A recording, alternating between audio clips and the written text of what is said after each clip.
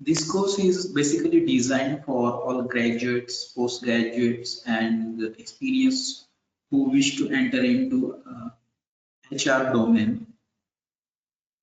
So we'll see all the details regarding SAP HR in this session.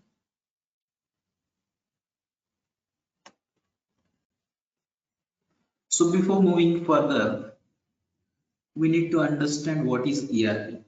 If you see this picture, you will see ERP in center and all other departments like production, sales, technology, HR, or whatever the departments of your organization that is coordinated by ERP. So we'll see quickly about ERP. The long form of ERP is Enterprise Resource Planning, and definition of ERP is, we can say it is use of technology to integrate information from all the business functions and smooth its flow in organization. That means we use technology to integrate all the departments of our organization, and due to that we can coordinate with each department and smooth its function. You can say ERP, this is all about definition, and you can say ERP is management software that helps to store and manage the data of business. So due to that, it will help to streamline and improve the business operations of organization. And we'll see quickly one example. If any company is there, that company has their locations, employees, employee related data like their personal details, their bank details, their salary details, whether they require training or promotion. We need to maintain all these data. So whatever I have mentioned above, to manage all above things, we need a software, or we can call it as ERP. There are so many ERP available in market. For example, Civil, RAM, SAP, JD Edwards, Oracle. These are the examples of ERP in market. We quickly see what are the benefits of ERP, why we use these ERP.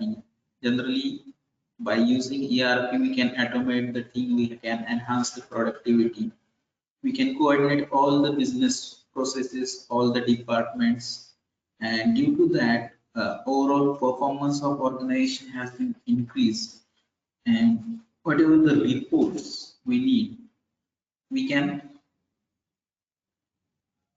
pull out the reports as per our requirement. These are the few benefits of ERP. Now we'll see what is meant by SAP. Long form of SAP is System Application and Products in Data Processing. SAP is nothing but one kind of ERP, which is a market leader. In India, SAP is introduced in 1998 with 4.7 version with a real-time three-tier structure.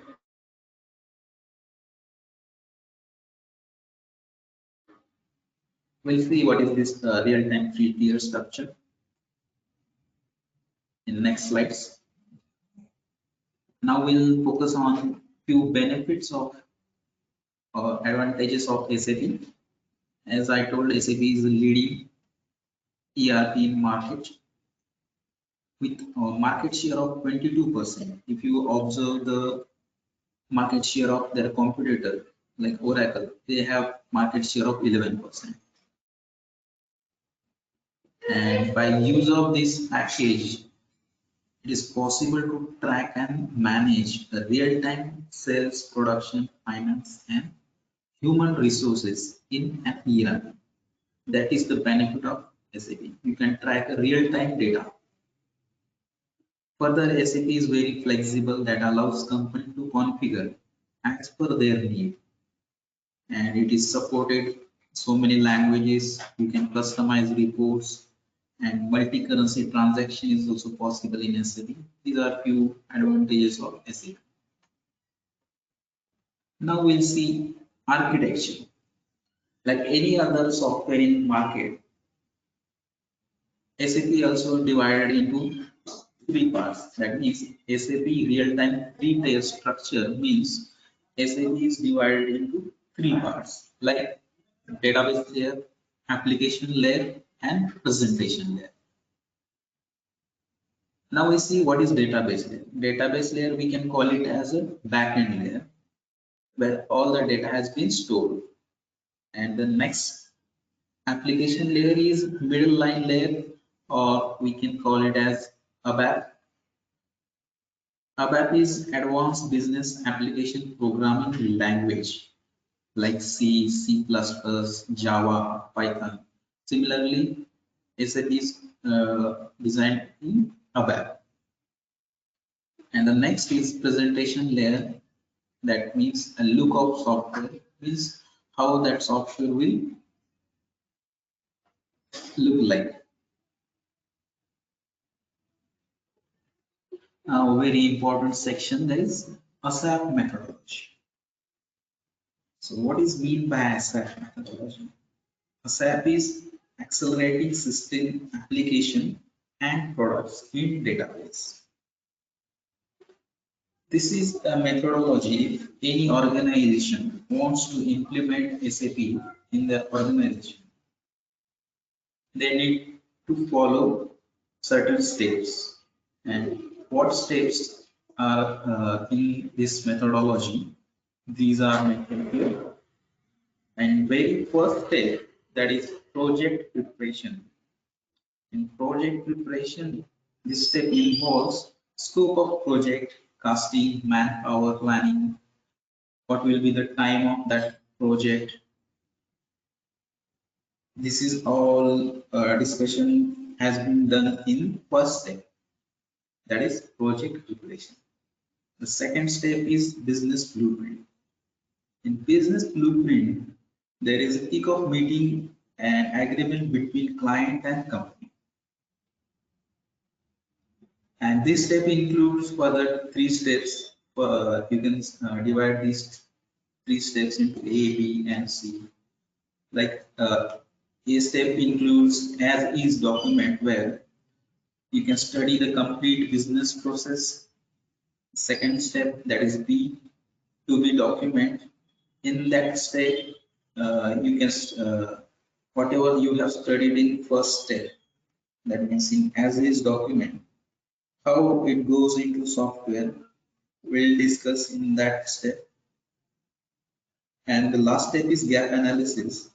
So difference between above two, that means as is document and to be document, whatever the difference is, that is done in gap analysis. Further, next step is realization, where implementing business and process requirement based on business blueprint.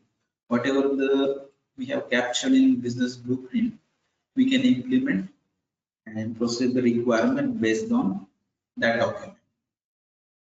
And the next step is final preparation, where complete testing, final tuning of configuration before go live. We can prepare end user training, end user manuals. All these activities are done here. And the last step is go live and support. So this is all about a SAP methodology. Any organization want to implement SAP, they follow these steps.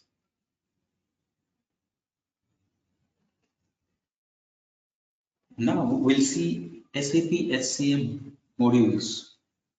So in our training program, we are going to discuss all these modules like structures, personnel administration, organization management, payroll, personnel development, and time management. We'll discuss all these modules in detail. Now see one by one in detail. The first, structure. This module includes three main parts.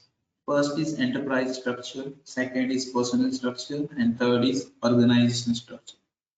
In enterprise structure, we can configure all the details about company.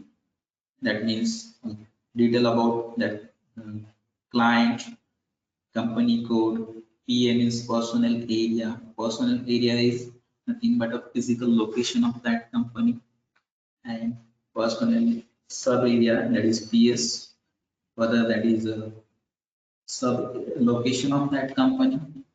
How we can configure in system, we'll see in detail in enterprise structure. And next is personnel structure. In this structure, we can configure employee groups. Further, employee groups is divided into permanent and contractual, and on that basis, further they are divided into employee subgroups, whether they are salaried or on wages. We can configure these things in personnel structure. And the next is organization structure, and the relationship between employee and their corresponding departments. We'll see in that. This is all about first module. The next very important module is personal administration, where this is all about employee data. We can maintain an employee's master data. We can decide what will be the number range. Number range is nothing but employee codes. For example, in my organization, what will be the employee codes that will start from 1000 to 2000. I can decide this number range here, and further we can configure some feature. Features are nothing but a default value. Suppose I want to make my employee number range default, so that is possible under feature. And how to do that, we'll see in detail while practical. And the next is configuration of personal action. There are various actions in SAP.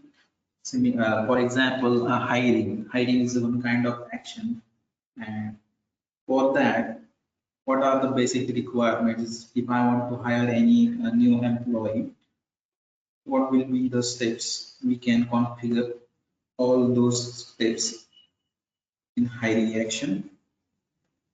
This is all about personal administration. And the next is organization management. Organization management module looks at the organization department structure, and it holds the data in objects. Objects, let me explain objects. Objects are used to represent organization entities. Organization entity means organization unit, position, job, person, cost center.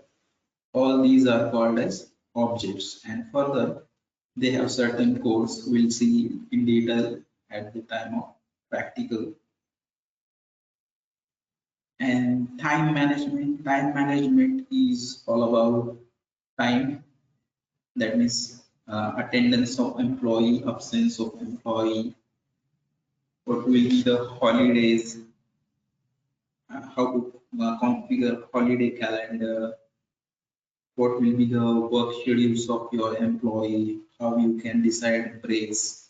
All these configurations are here, and the daily working schedule of your employees you can decide here. This is all about time management.